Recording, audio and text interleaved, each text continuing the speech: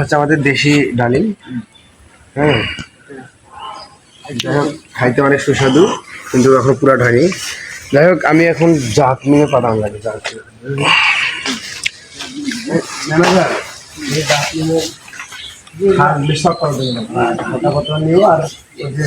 পাতা।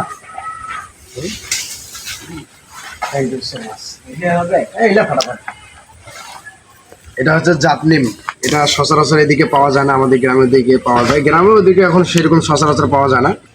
এই জাতনিম যে ঘরে, যে বাড়িতে জাতনিমের গাছ থাকে, ওই ঘরে ওই বাড়িতে কোনোদিন রোগ বালাই তারপরে বিষাক্ত কোনো পোকামাকড় আসতে পারবে না। ঠিক আছে, তো জাতনিম এটা আমার লাগবে, যেহেতু শর্ট করার জন্য নেবো ঠালগুলো।